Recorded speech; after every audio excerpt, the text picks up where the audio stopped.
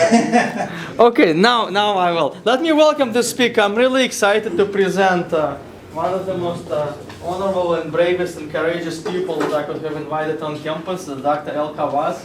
He's an outspoken and defender of people's workers. He has been involved in organizations of the union for I'm not sure how many years, but I am not counting. at least I would guess a quarter of a century. Is a union president, and he is coming to talk to all of you on the subject that I think is crucially important in America and world today. Is a question about organization of the workforce and the different issues that occur within the working environments. And he'll talk about organizations, unions in the United States in the future, where we're going as a society, as a nation, and as organizations. Dr. El-Khawas, welcome. Thank you, sir. Thank you. Well, I can talk about unions and organizations. Future, I left my crystal ball at home, but you can help me. We can come up with some prediction about the direction that the labor force in America is heading. We all know that it's going to be an election tomorrow, and I hope that you all have registered and ready to vote to any candidate of your choice. But as you know, unions were mentioned during the couple of the debates that the president and Governor Romney was talking about, and he said, I love teacher, but I don't like unions. And in fact, he has been outspoken against unions. And that's really unfortunate. For a very simple reason is that unions provide a great deal of public service, not only to the union members, but also for the society as a whole. Let us try to address what unions are standing for. I'm sure you guys must know, right? What do you think they're standing for? I give you some words that they usually talk about, and maybe we can discuss them. First one is solidarity. Okay. Second one is definitely equal pay for equal work. And that, by the way, has to do also with women coming to the workforce, and they have always been receiving lower salaries. Unions are trying to ensure that if you are doing the same job, regardless of the gender, you should receive equal pay. So equal wages is very important when it comes to unionization. Secondly, they talk about individual rights.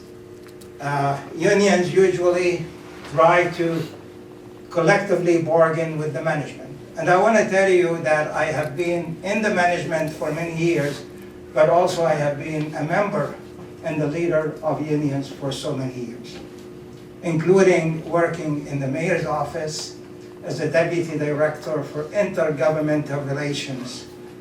And that definitely got me to see how things work, not according to textbooks that we all read, but in reality, when you face a lot of problems and you have to deal with them, and your textbook is not going to help you in any way. So going back to, I worked on both sides of the aisle. I worked with the management, and I worked with the unions. One of the things they always talk about it when you hear the word union is that there is an adversarial relationship between management and workers. It doesn't have to be that way. Because if both sides are reasonable, willing to sit together and talk about issues, not who is going to win or who is going to lose, but what is good for the factory, for the company, or for UDC.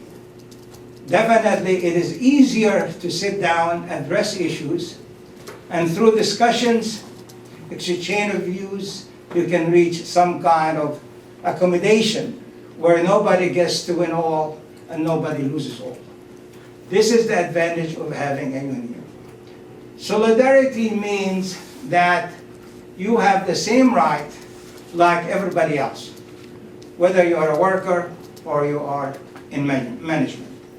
This is very important because in any work situation where the boss can choose and pick to give bonuses or raises to some and deny it to others, not for any good reason that we're not all doing good work, but because he liked these individuals, and therefore he or she would reward them.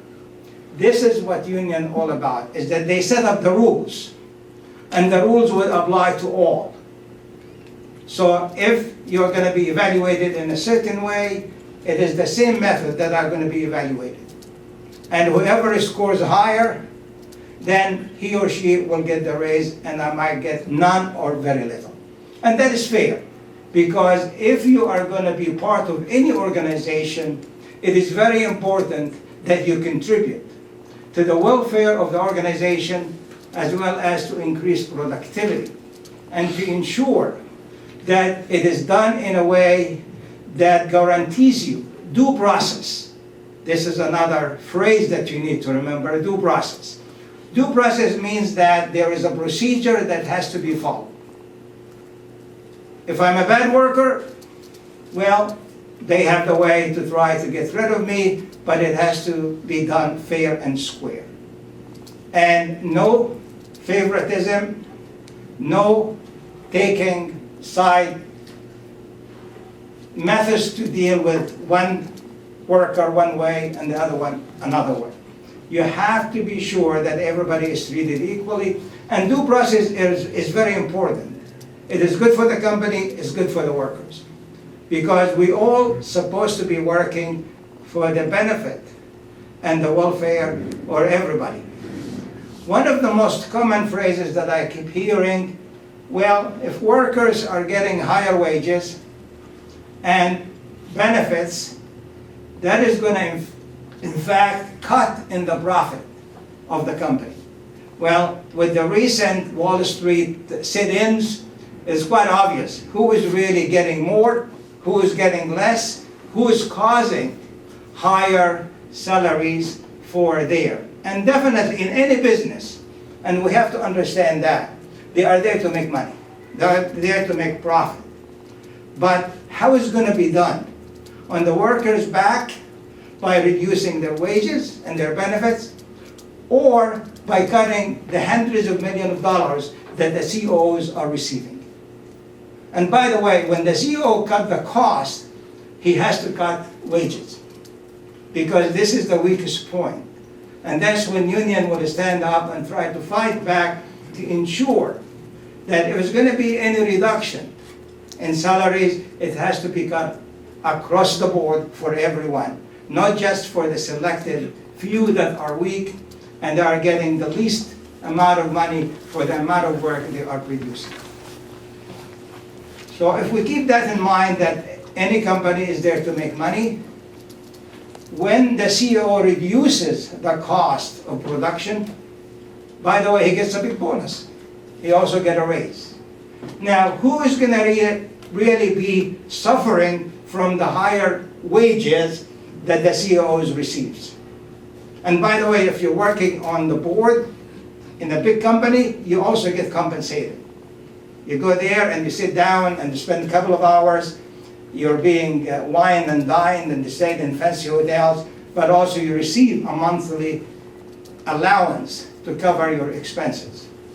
So the top gets all the benefit, gets all the higher salaries, get all the extra things that they give out for their CEOs, as well as for the leading executives within any organization.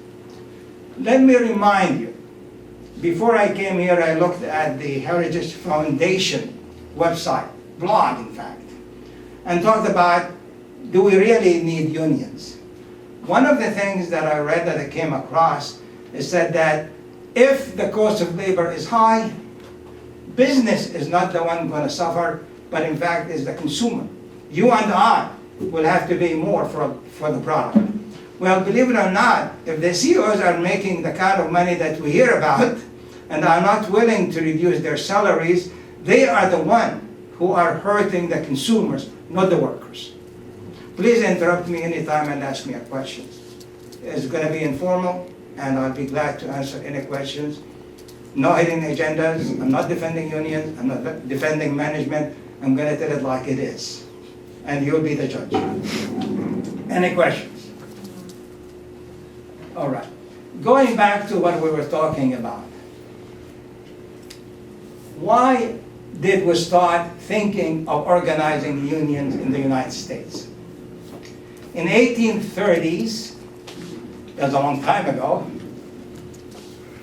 women worked in the garment industry in sweatshop conditions. And by the way, they were working 16 hours to 17 hours a day. You hear me? A day. And no time off. You bring your own lunch, you eat while you're working.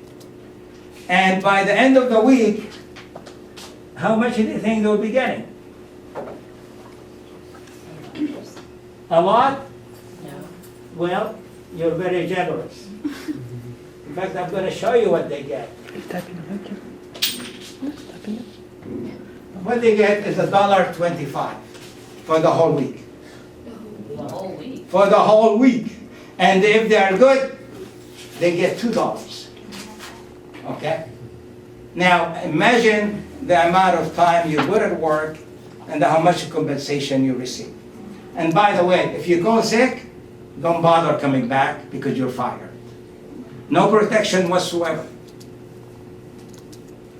One of the things that the union fought for is to guarantee healthy working conditions, because when you talk about the sweatshops like Nike in Southeast Asia, you know the conditions are terrible.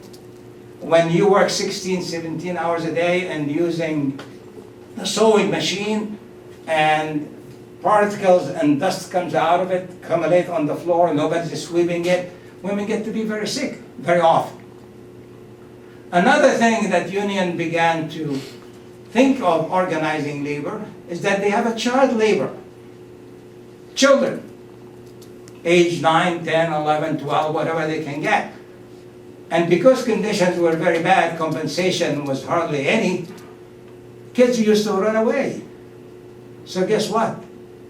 To get them to stay, they chained them to the machine. Okay? So one of the things that the unions fought for so many decades is to try to stop child labor. These are the benefits that come about not only for union members, but in fact for families and for children who are being exploited, and as a result, they get injured and guess, no health insurance. So if you get injured, tough luck, it's your problem. You're no longer part of that factory, and therefore you go home and you suffer without receiving any medical attention. One of the things that the unions fought for is to limit the number of hours that we spend on a daily basis. It wasn't always 8 hours, guys. It was 12, 14, 15, you heard about 16, 17. Reducing the number of hours used to be one of the demands that the union worked for, because they want to be sure that you stay healthy, that working lesser hours will give you time to spend with your family, with your loved ones, but also get you to rest, so the next day you will be ready. Therefore, efficiency and productivity will increase. So that's why they fought hard to try to get the working hours to be reduced to 8. In fact, let me give you a recent example. You guys know President Reagan, right? You heard about him, you read about him. He was a good guy, he was a good Republican.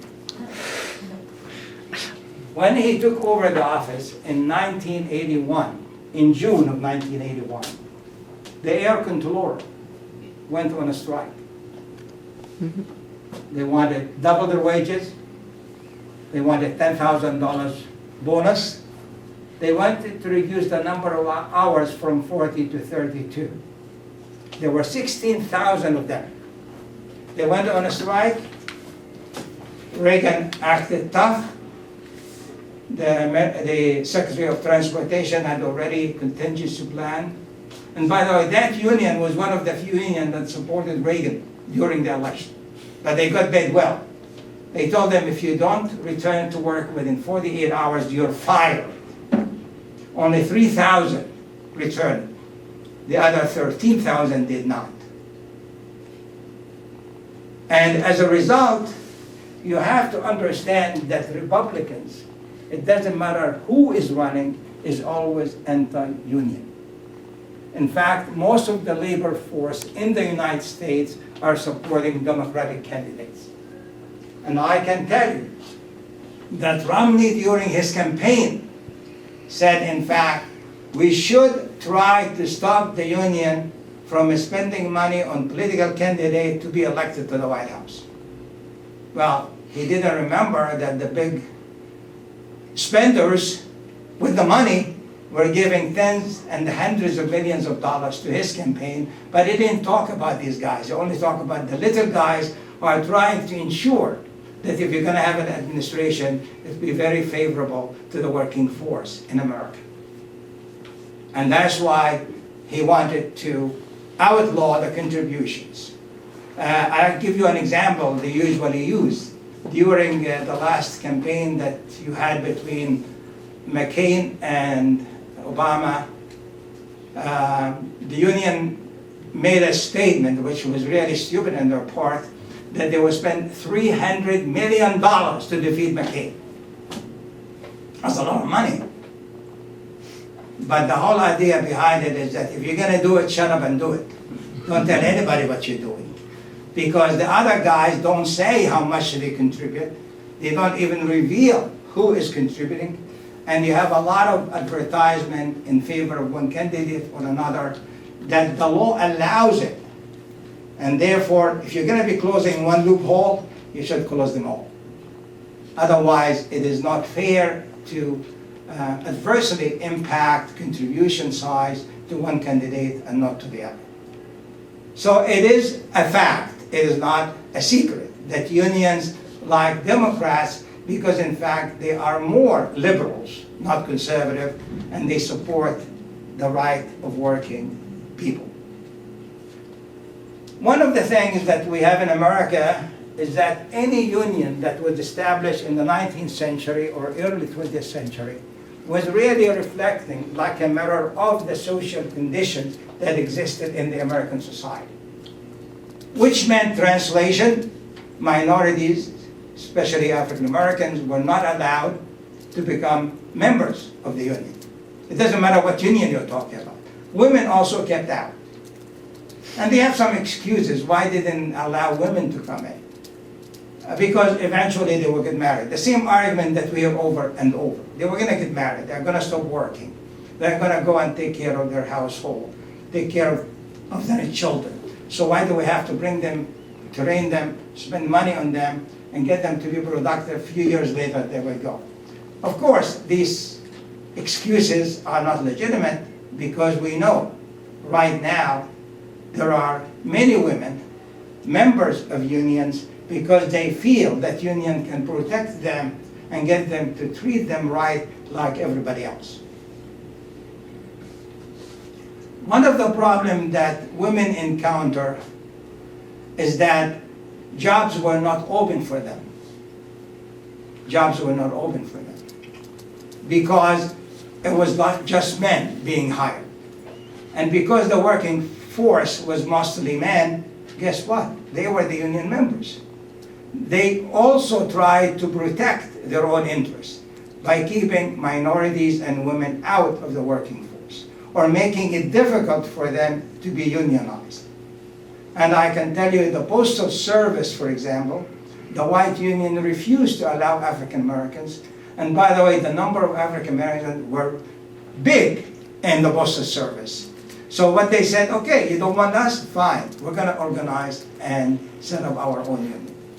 And by the way, this union is still surviving today and was very effective in defending the right of minorities and opened the door. Another thing you should remember, by the way, if you are a worker and you're getting a decent salary, you become a middle class. Okay?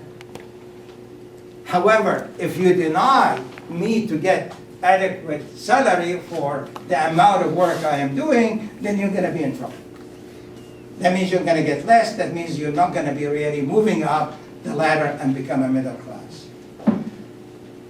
And let me tell you that an economist at J.P. Morgan did a chart to to show decline in the union membership and also decline in the middle class.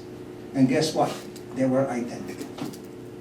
So it's not a hypothetical case we're talking about. We're talking about numbers speaking. And we'll talk about charts and the statistics. That in fact, that's what you get if you don't protect the working force in the United States. And that's unfortunate, definitely.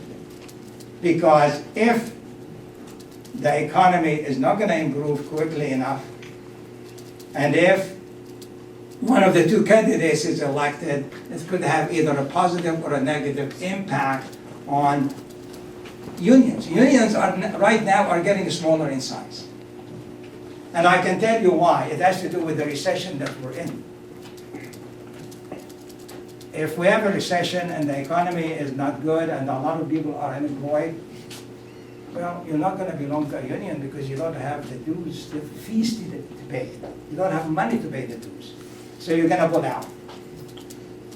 And there's no doubt that we have seen in Wisconsin, Governor Scott Walker acting against the unions because he felt, and he is just another Republican who's anti-union, feels that, well, they're getting too much and collective bargaining with the state, especially in public sector, is really getting out of hand because they are keeping bad teachers, bad workers, and we need to get rid of them. Well, that is not really true, because any contract that you negotiate, it is done as a result of consent between the management and the workers, represented by the union. And what you end with, in fact, is a contract that is based on give and take. No side dictates all the terms in any contract whatsoever. And sometimes they reach a dead end. And when they do, guess what? Strike, and workers leave. And by the way, this is not really good for workers to always resort to a strike. Because eventually in 1947, the Congress had an act that basically limited the right of unions to strike because it disrupts work. It affects the economy. It creates a bad taste among the people because when their loved ones are out of work and picketing, making noises, coming on television or newspapers, everybody is reading it and everybody is getting upset because it affects you as a consumer. So maybe there are better ways to try to work out your differences between management and labor rather than resorting to strikes and sit-ins. And there must be a medium between the two extremes. However, if it is the last resort, union paid a lot for the counter strikes that they had because people react negatively, especially if it continues for several weeks or months, because it's going to affect productivity, it's going to affect spending within that community, it's going to cause problem, confrontation with the police, and then it's going to get violence, and in this case, nobody is winning, everybody's losing as a result, whether it is a management or workers. Yes, sir? You said the number of unions are decreasing. The what? You said the number of unions are decreasing. Yes. How would we increase the number of unions or the number of members of the union? Well, actually, what you have now, I can give you one example, that is the auto industry, okay? They used to have a lot of members. You talk about over 1 million. Because business was good, everybody was reducing cars. Competition was not here from Japan, no Toyota, no Honda. So the market was exclusively for American products. And they did well. And they negotiated, the United Auto Workers Union did well in terms of sitting with the management and trying to work out their differences. But now, because if it wasn't for the bailout, and the government moving in and in a way owning some bunch of shares in these auto industry would have gone under. As a result, it was reduced now to almost less than 300,000. And by the way, one of the benefits that you had with the United Automobile Workers is that they agreed, in fact, to reduction in benefit and salaries in order to keep the industry going and to keep it alive and to save it from self-destruction. And that was one of the conditions, by the way, for them getting aid or assistance from the federal government, is for the union to compromise in order to be able to save the industry, and in the process, they save their own jobs. Any other questions? So, what do you know about unions? Can you name some? Here's the Ask Me. Okay. What does it do? I think, isn't that the one related to service folk? And I'm not exactly sure which service folk, but I know we had them at our university, and I think members of them worked in food service and possibly janitorial. Correct. They didn't have the teachers. This is for the working class folks, okay? By the way, union started from a janitor all the way up to not a manager, because a manager will do your evaluation, therefore he or she could not be a member of the union. And if you ever get in trouble, the union will always be ready to go and defend your rights to ensure that due process is not violated. And that's what the union does in any setting. AFL-CIO. What do you guys know about AFL-CIO? These, by the way, were two separate unions, and they got together in 1955, and they became to be one. And in fact, they became to be more powerful, more influential, because adding the two organization membership make it definitely run into the millions. And by the way, National Education Association, they don't like to be called union. They call themselves a professional organization. But in fact, it does provide the same service like any other union. Collective bargaining. What is collective bargaining? Collective bargaining means, and this is by law, is that you as a worker have the right to organize and bargain collectively. But you have to choose the person that you want him to represent you when they sit around the table to talk about wages and benefits. And that's why it is very important that the membership of any union must be active in order to ensure when they go to the table, they are representing you. And therefore, you have to be always informed of what is going on. And them to come, by the way, and open their books so people know what they are doing and what they are not doing and whether they are serving the membership or not.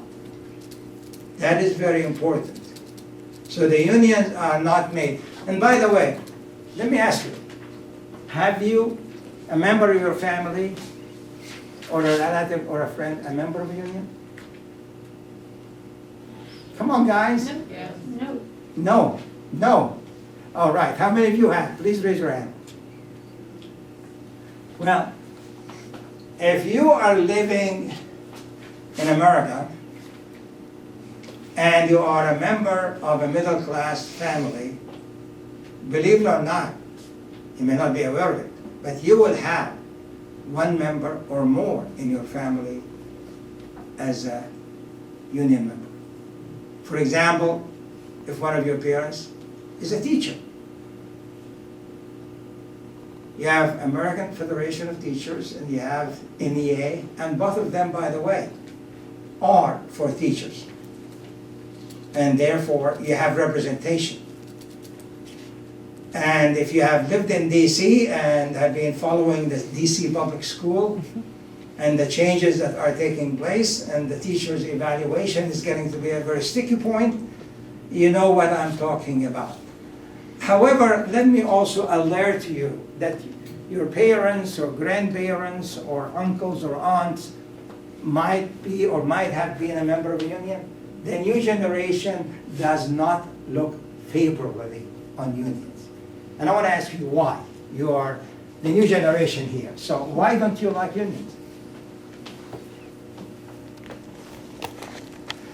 Look guys, if you're not gonna talk, I'm gonna call on I like you. unions. Who said we don't?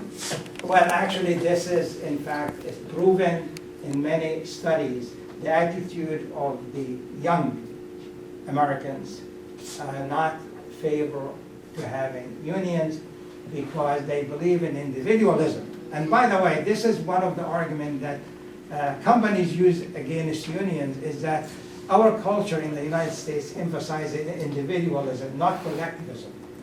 And when you talk about solidarity, it's like you're coming from the jungle, something strange. It's not really acceptable. It is not known. You're supposed to fight for yourself. You're supposed to get as much as you can without worrying about whether the next guy get it or not. It is his problem. Go ahead, sir.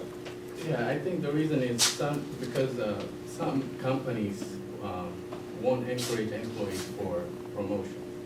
And I've seen that in some occasions, either you can be a supervisor, or if you join a union member, you cannot have that promotion.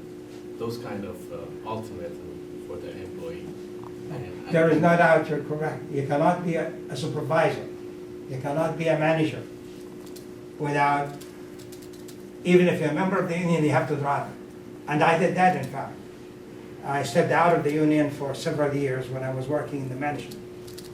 And then when I finished, went back to my old job, I became member active again and leader, as well as a member of the executive board, vice president, and later on president.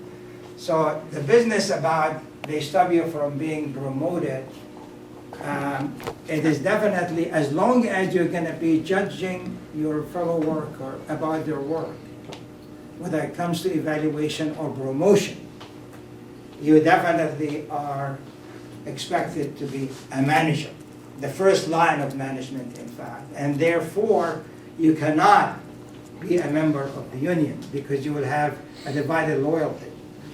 When I became part of the management, the first thing they did was to do a personnel act and submit it so I can get out of the union. Because that's very important. You know, you have to know whom are you loyal to, whom are you serving, and where your bread is coming from. And as a result, you have to draw a line, say that as long as you are in a supervisory position, you cannot be a member of a union. Because there's a conflict of interest. And you cannot put yourself in that situation. That might definitely close the door for some people who are ambitious and they would like to move up rather than stay down. And there's no doubt that's one of the reasons. There are other reasons too. For example, Social Security is coming to be a very tough issue because people who have worked for 20 years or 30 years or 40 years, they put money into Social Security with the understanding when they retire at a certain age, they will start receiving some money back. Now, the younger generation don't really think of retirement. They don't think of 10 years or 50 years from now. And as a result, they think that the Social Security is draining the financial resources of the government. And therefore, why do we have to pay to cover their expenses? And that's an argument that is legitimate. And you have some politicians and some members of Congress, in fact, talking about trying to privatize it, especially not for people who have already retired, but for the ones who are going to be retiring. They are going to give you a chance. You can take the same sum of money that you have been putting in the Social Security and invest it yourself.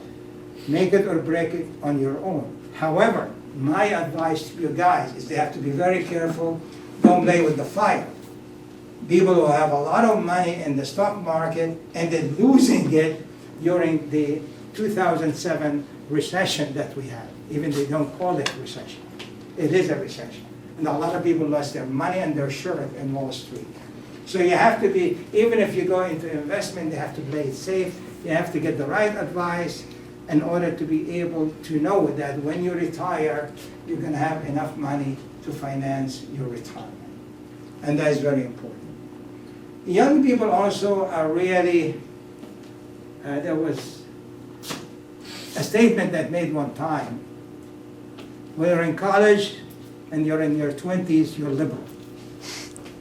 In your 30s, when you graduate and you get a job, you become Republican. Is it true? No, I'd rather die. Why not rather die? Well, let me tell you, it is, what they mean really is very simple. Once you go into the 30s, then you'll be settled, correct? You will buy a house, you'll buy a car. Is that correct? You might get married, you might not. But the whole idea is that the financial burden is increasing on you, that you cannot really afford taking a risk, all right? And therefore, you want to do what the boss tells you so you can stay on the job and get promoted and get raises and get bonuses and everything else. So you get caught into the American dream. And when you start talking about having 2 televisions and 2 cars and a beach house and the house in the city, it gets even to be more burden financially. And as a result, you really say, why do I have to pay more for this product when I can get a Japanese car for less? Why do I have to buy American? Well, the problem is you buy American if you want the economy to survive and also to grow and also to meet what is the expectation of the Americans. But we have got ourselves out of competition with the Japanese. They do better cars. And I can tell you, I started buying American cars, and every 3 years I had to change. I said, that is not going to go anywhere with me. I need to change that. I bought a Toyota. I'm driving 1997 Toyota Corolla. Still running.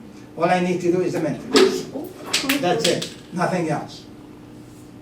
So if they can compete with the Japanese, believe it or not, Americans will buy American cars, made in America rather than made somewhere else. But it has to be good in quality. It also has to be good in prices. Well, they tell you this is a catch-22, guys, because we pay our workers more money than the Chinese do, which is a fact. And therefore, we cannot lower the prices of our products. Well, with globalization, you're getting in trouble. Because what does globalization mean? It means that you open your borders for goods and services from everywhere. Anybody who wants to come in the US and sell goods, they can do that. You cannot put restriction. You cannot increase tariffs. You cannot put obstacles. The same is true. You can take your product and pay it somewhere else, sell it somewhere else. But guess what? If yours is expensive to start with for the Americans, you think the Europeans will buy it? No. And that's why we need to get the cost under control. Who's going to be making the sacrifices? Labor or management or both? I believe both should do it, not one or the other. If you want to really start and build the foundation of American growth again. Otherwise, we're going to be going into the same vicious cycle, year in and year out. We're not out of the woods yet in terms of the economy. And that's why the management is very important. A manager does not give orders, by the way. A good managers will talk to the folks who work with him or her and get them to buy what he wants them to do. And have an open communication to go back and forth, as well as transparency.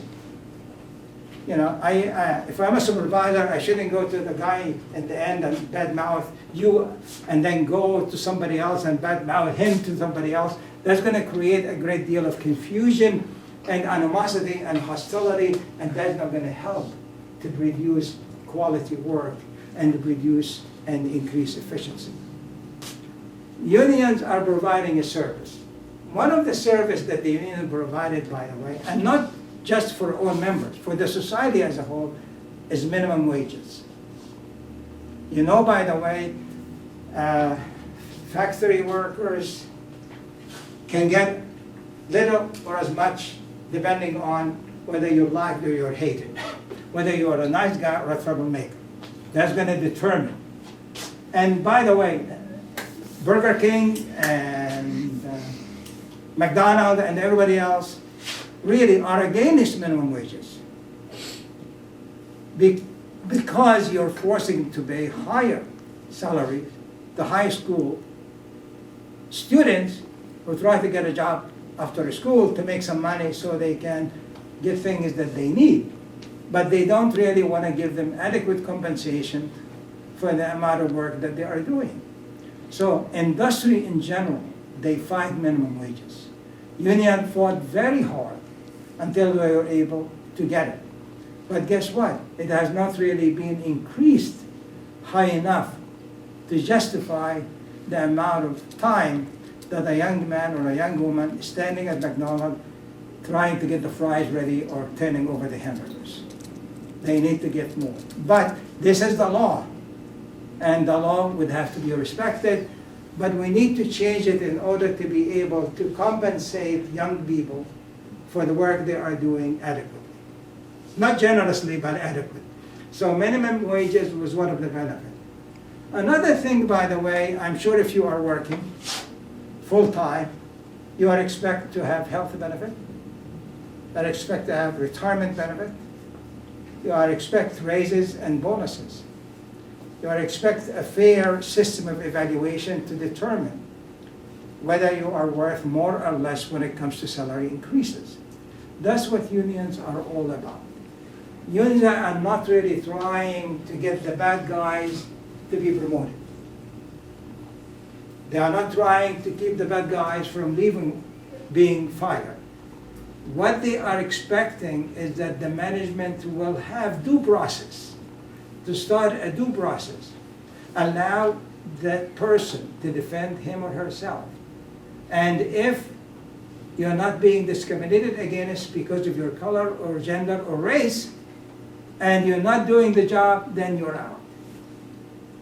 Straightforward. So the mechanism exists in every single contract that is being negotiated. Whether the management uses it or not, it is up to them, not up to the union. But if any member of the union will get in trouble, the union will be standing by, not to protect him as much as to ensure that he or she is provided with due process. It's not just a quick trial and get him or her out.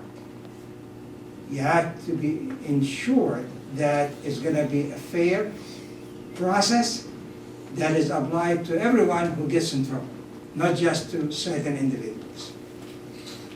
Can I ask about that? Because I think that's one of the situations we sometimes see is either young people or people who are in the workplace where we have seen in our own experiences individuals who were in the union that it seemed they stayed longer than they actually performed their duties. And when the issue of due process came up, due process was a very long process. And it seemed as though there was no flexibility for when an organization needed changes within its personnel quickly to accommodate wherever the organization felt it was going. And so, you know, I understand the concept of due process, but it also seems sometimes as though the process can be taken through a really long period of time. Is that just because sometimes the other structures in the administration aren't where they need to be, whether it's the Human Resources Department doesn't do all that it needs to do, or where does that length of time come in? Well, the length of time comes in the contract, and that is negotiated. And the purpose behind it is to allow for fair chance for the person to defend him or herself, but at the same time ensure that the management, say for example, I'm a bad teacher, okay, and I'm not doing my job and I need to be fired. Well, they have the right to take me out of the classroom, put me on administrative leave, and to start the process. So I can be away from the classroom because you're hurting the students, not the administration, when you have a bad teacher teaching the course without providing the excellent service that is expected from a faculty member. That can be done, and it has been done in extreme cases. Now the issue is the management will have to decide whether to send me home and pay me until they prove that I'm guilty, because I'm still innocent before the law until I'm proven guilty. So I don't have to be on the premises if they don't want me, and they have done that.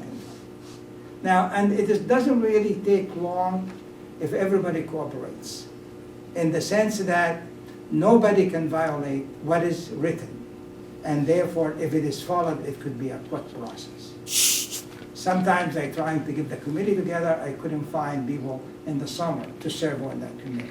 And I was gonna go further delay.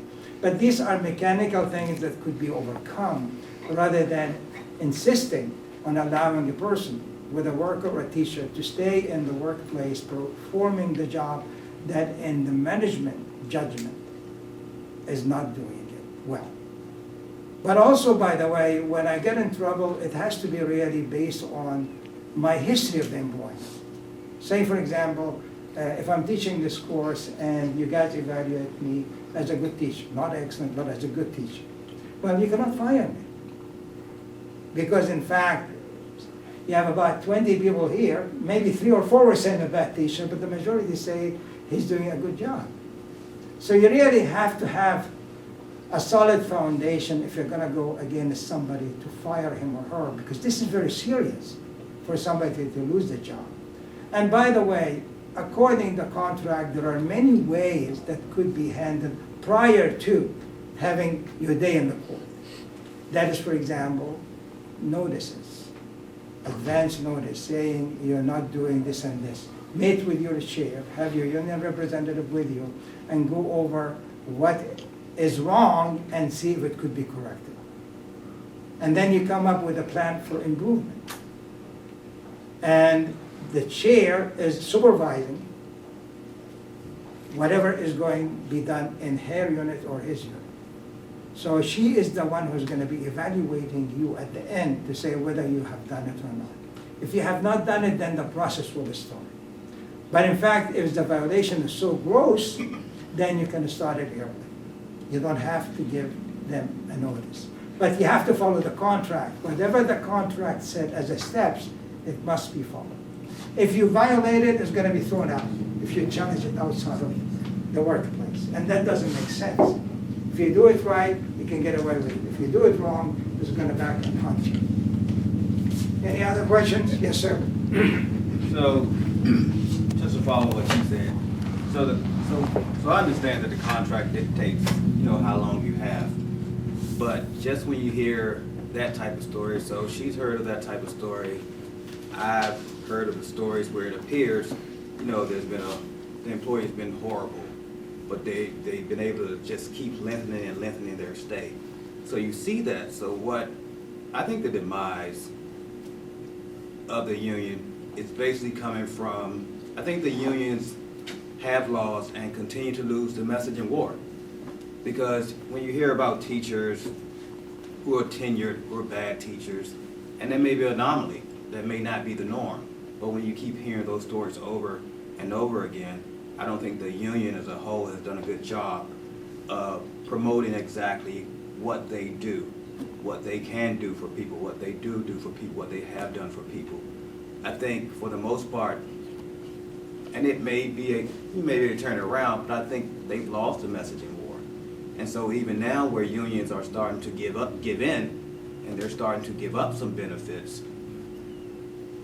I know some may look at it like, oh, they're doing a great job. They're doing their civic duty for their fellow man, and they'll give up some of their benefits so others can keep their job. But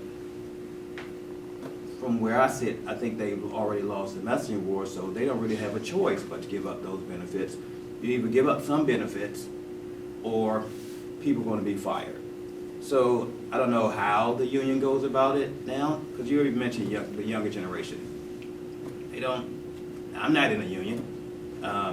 That don't mean I don't understand what unions do, but I don't think a lot of people do. And until they find a way to start winning the messaging war, I don't see how it gets turned around. I agree with you, actually. One of the biggest problems for unions is that they have been badmouthed for a long time by a lot of people, that their message get lost, no doubt about it. And it's not really a matter of giving up benefits. It's a matter of making the teacher effective in teaching and whatever job that he or she is doing. And that requires, by the way, that sometimes you might have to retrain the teachers For example, in any school system, leave the university aside for a while, in any school system, teachers are required to do certain professional development days during the year. And believe it or not, sometimes they do it reluctantly, but the majority of them do it because they feel that they can gain more knowledge and more experience and the benefit of other senior faculty or trainers who can provide them with information that they can use in the classroom. Now, if this is a requirement and say, I don't do it, guess what? I'm negligent. I'm not doing my job. And therefore, either you go out of your way to inform that individual that you must be doing A, B, C, and D, otherwise, by the end of the year, you're out of here. Or if it is that bad, put you on administrative leave. No doubt that the public is misinformed because the only thing they hear about is the voices of the administration.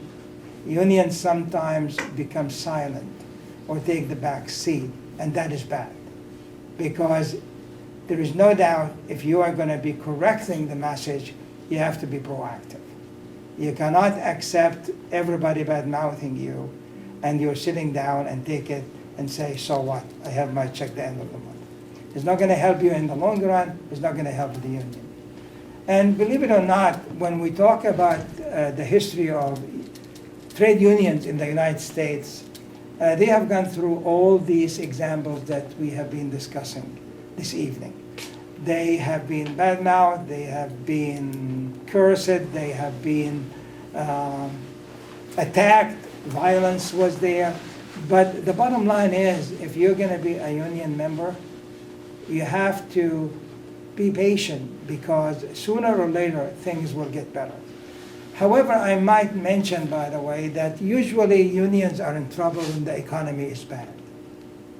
If the economy is good, nobody cares about how higher salaries they are getting or how much benefits they are getting. But when the economy goes south and everybody is suffering and people are losing their jobs, why is this guy staying there getting all these benefits? That's what happened in Wisconsin, by the way. That's what happened in Wisconsin. People who have lost their jobs, why are these guys getting all this big money? Well, these guys might have been in a job for 20 years. Might have been good teachers. But he didn't really know whether they are good or bad. The only thing is that, why are they getting all these benefits? I'm not even having a job. And that's what creates a great deal of hysteria and bad images to workers and teachers in general. The only way you correct it is go out in the community, inform people what you're doing, but also be open and transparent. Some unions like to keep everything close to their chest, and that is not good for the union, because by law, you're supposed to open up. You're supposed to provide information. You're supposed to inform people what they are doing. And they are required to have meetings, semi-annual or quarterly, so the faculty or the teachers or the workers will be informed of what is going on. The perception really is that we are living in this moment, and therefore we don't think of the struggle. It's the same way, like if we look at the civil rights movement, by the way. Labor unions were up in the front fighting for equality, for opening doors rather than closing them, for getting Afro-Americans and minorities to the workforce, and also ensure that they are treated differently. Because what they really did, and before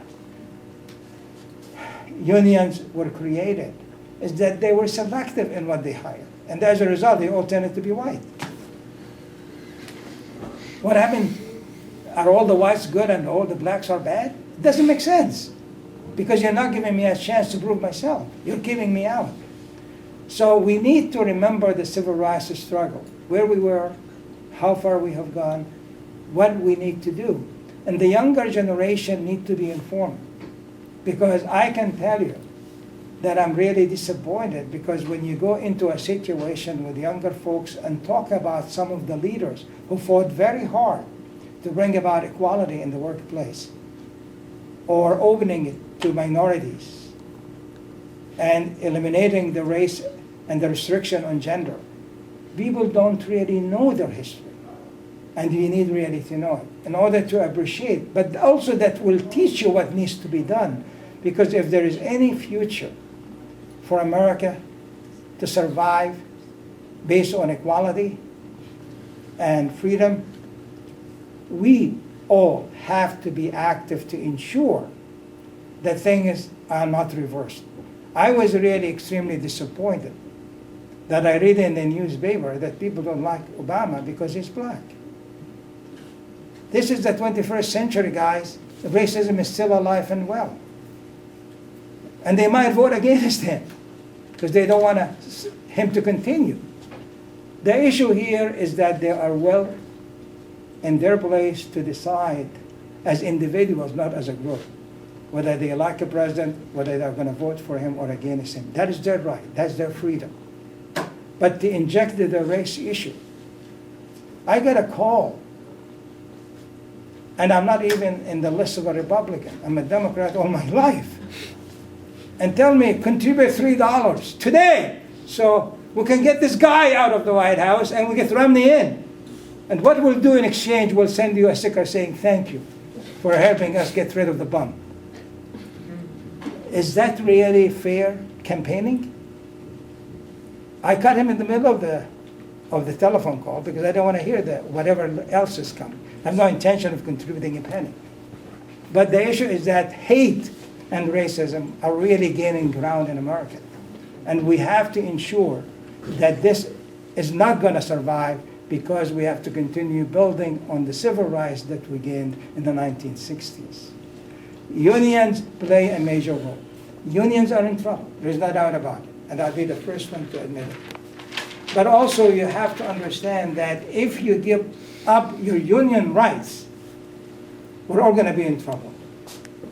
Because the boss may like you, may dislike you, may look the other way when you walk into the room, and that's going to reflect on how well he's going to be treating you in your evaluation, and whether you're going to be promoted or held back. Having rules in place that is fair, that the company can use to ensure that everybody is working efficiently and production is increasing, that is the way it should be. Not to ask you to come to the office and you sit down and he tells you everything wrong that he knows that you have done and you may not even have done this. And on that basis, you'll be getting either the pink slip or getting a bad evaluation and not getting any grades. Do you have a recourse? You can go to human resources. I'm not going to do anything about it. But when you have a union, your rights are guaranteed. However, unions should not stand in the way of the management if they have a good reason and basis and documentation that that individual is not doing his or her job. Any questions? The folks in the back are just enjoying the evening or what? You have a question? No. No? How about the latecomer sitting over there?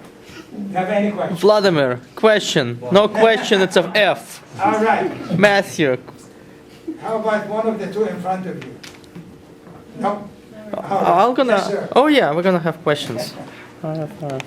So one of the questions I'd like to ask, from your view, from your working in the labor movement, what are some of the greatest injustices in American societies today that must be addressed by either unionized workforce or some other means? Unfair labor practice and racism. I believe that these are two issues that must be addressed, that cannot be brushed under the rug, because the future of America will be dependent on it. We need to be sure that everybody is treated the same way, regardless of gender or race. We need to be sure that everybody gets a fair treatment. Everybody gets a fair evaluation. Everybody has the same chance to be promoted like everybody else. The glass ceiling would have to be removed. More women had to be in higher places. You know, the idea about, well, there are certain, when you read the literature, by the way, you really get upset reading it. Because they always talk about the traditional jobs for women, teachers, nurses, and whatever else. And that's ridiculous. We're in the 21st century. Everybody, women or men, everybody has a chance to go as far as they want based on your ability and your hard work. The reason, by the way, anybody is successful, whether you're a member of the union or not, or non-member, is how hard you work. Nobody is going to reward you and give you a good raise or help you to be promoted unless you're a good worker. That means really you go out of your way to meet deadlines. That means you do your job to the maximum.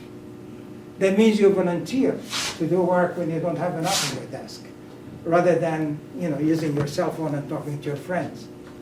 There are many ways you can do to help yourself. And if everybody does the job that they're supposed to be doing, we're all going to be happier. And the economy will turn if we are committed to work hard, not just to do it halfway. And I don't believe that unions are supporting workers who are not living up to the contract obligation that they're supposed to implement, and manager or the supervisors are supposed to be held accountable whether they enforce it or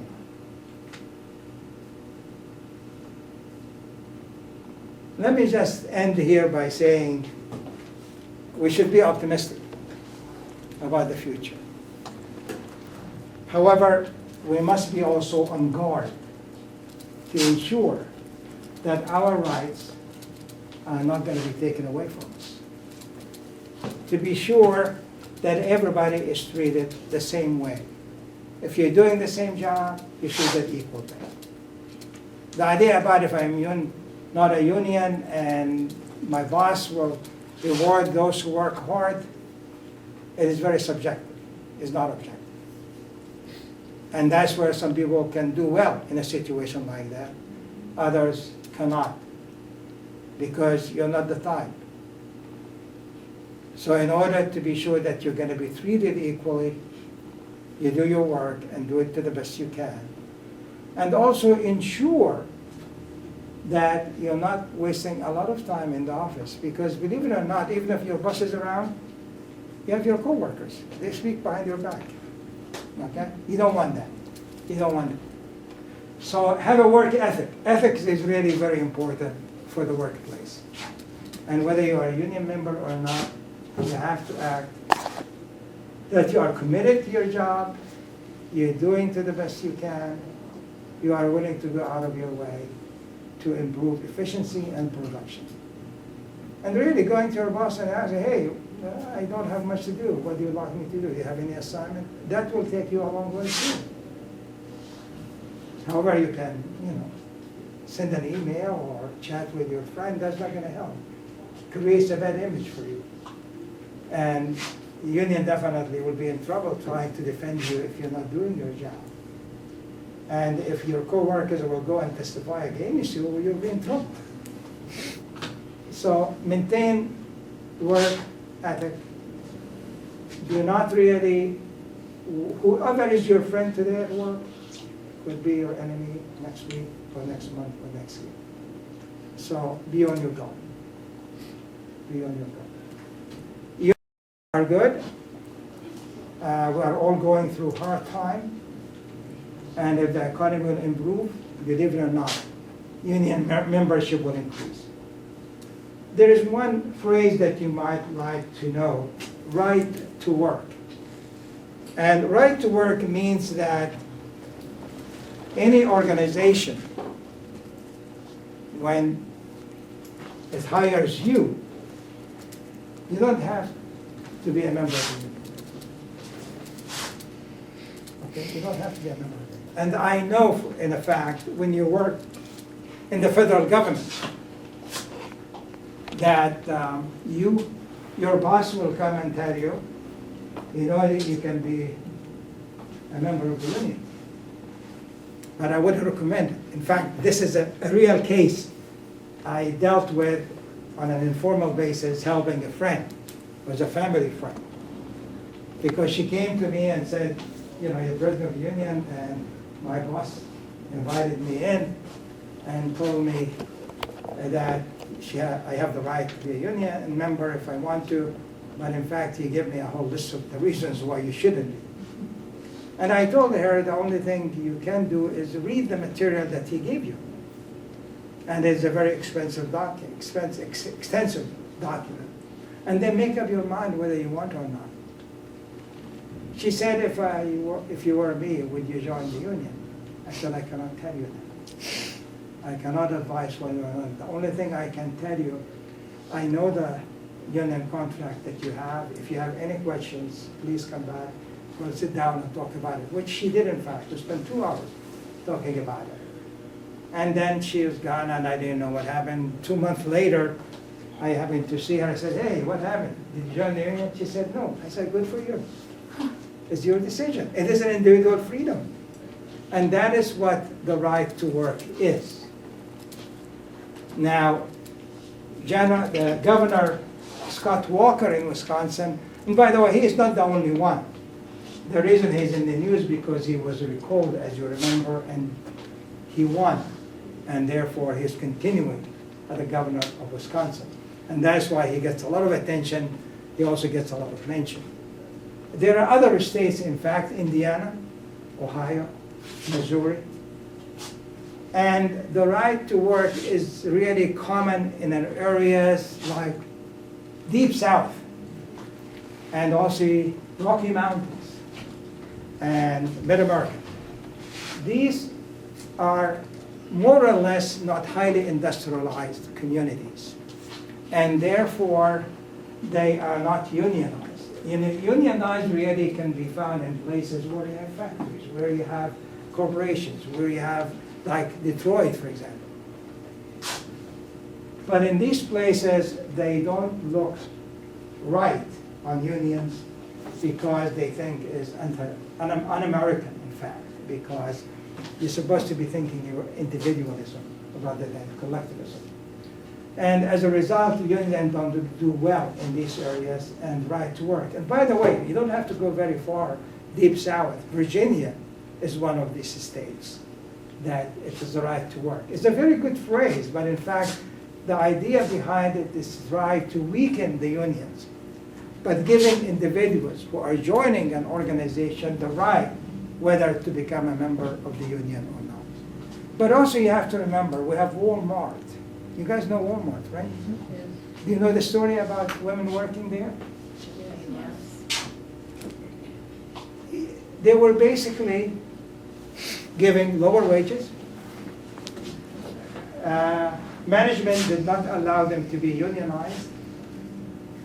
In addition, they asked them to work overtime, and they did not pay them. This is the issue. And by the way, it took several years for the women to win. But they won it because it was proven that there was discrimination. If they gave overtime to men, why not women? If the women were doing the same job like men, why wouldn't they get paid the same salaries? So basically, the company is one of the most anti-union company in America. And believe it or not, they lost big in the court. And I don't think, even if they appeal, they will get away with it. Because there was obvious violation of the law. And therefore, it could not continue. So you have companies who are really good with workers. GM was a good company, still a good company. That the union also sit down and talk to the management, and whatever problems they have, they solve, including cutting benefits. And I can tell you the other half that I did not mention, when they decided to lower salaries and benefits for the current working force, the only exception they made was not to touch the people who retired benefits. Okay. And that, by the way, also created some kind of reaction. Why are we taking care of these guys and not taking care of us? The issue is that these people are no longer in the workforce. They have already retired. They have already contributed to their pension plan. You cannot change it at this late date. It's too late to change it. So be aware that there are goods and bad that comes out of unionization. And management is always interested in cutting costs. And usually the weakest point is the workforce, is workers. And that's where they go and do the trimming. Yes? Can I ask for a point of clarity around right to work? If you are at a place, well, first of all, is right to work a federal concept or is it No, state by state? no, state by state. Okay, so does DC have federal work? No, as a actually, district? there's not. Oh, It's, okay. It's closed shop, which means that when you join a work that is unionized, you have a certain number of days to decide to join. You can join without being an act participant, which means you don't have the right to vote and attend meetings, and you pay less fees as a result. Mm. It's a closed shop, they call it. And does UDC have that same model? Or is anybody who's in a particular category, say, It become depends. faculty? What happens is that when you talk about the staff union, they usually negotiate with other unions with the city, and therefore it's a collective agreement that is reached. So what affects you will affect everybody else who's working in other unions, and therefore it is very hard really to tailor it just to specific UDC needs. I have a question. Is Yes, there any kind of maybe index or list of good companies to work for? I mean, with the decline of unions and some people not really, the younger generation not really interested in maybe joining a union, is there a way for younger workers to find out companies that overall are pretty fair to their workers? Well, as I said, GM was one of them, but also Ford was really not good for workers. When they started producing Saturn as a car, that it really was more friendly to labor and consumers, and as a result, it was a good place to work. That's one thing. There are other places where you really can find if you did your work in terms of, some places you don't have to be unionized if you treat your workers right. The workers really tend to favor unionization when there is a great deal of discrepancy in treatment and unfair practices that they feel. And believe it or not, I would have to correct the statement you made, is that when young workers join a company, believe it or not, they, even if the state with you don't have to join union, they are the first to sign off because they want the protection. They don't want protection, but also you want to be treated like the senior ones who are there in terms of rights and benefits. And that's why they have the tendency to join. People who are really against unions are the outsiders who don't really know exactly what happening in any factory and how unions are formed and why. But once you get into a work situation and there is a union, it's in your interest to join, because paying minimum dues but not having the ability to speak and attend meetings eliminates your participation in terms of decision making, because union leaders don't really make decisions. And by the way, let me mention that unions are the most democratic organization in America, because leaders are elected. Leaders are elected. And by every member, when you agree to a contract, it's not signed and sealed, because you have to take it to the members to vote on it. And the majority will decide. So these are benefits that really should be kept in mind, because when you pay less, it's not really much big difference, but at the same time, you're deprived of your right to participate on equal footing with every other member and express your voice and your opinion and influence. Because when you go and speak in meeting, you're liable to influence other people to think along the way, and therefore you can influence the outcome.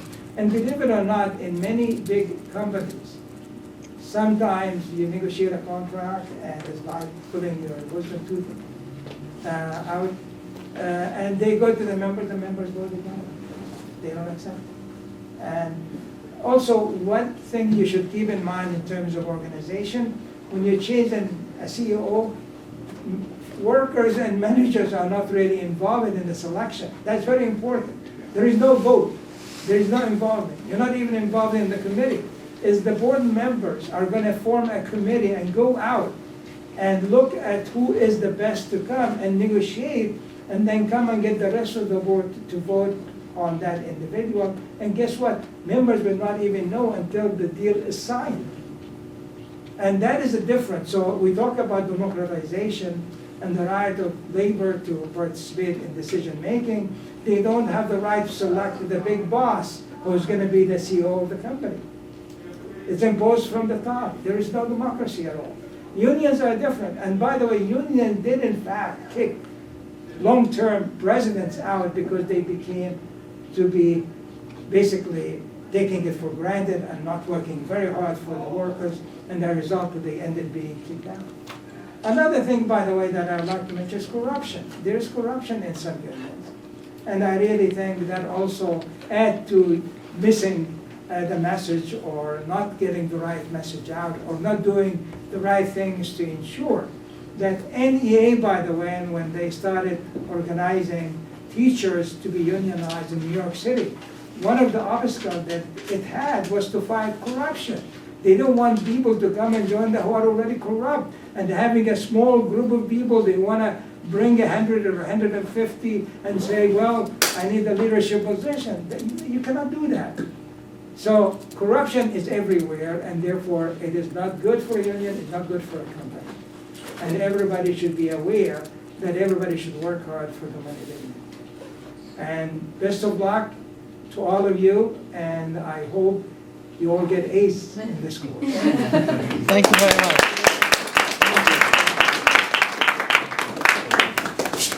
Okay guys, thanks for coming.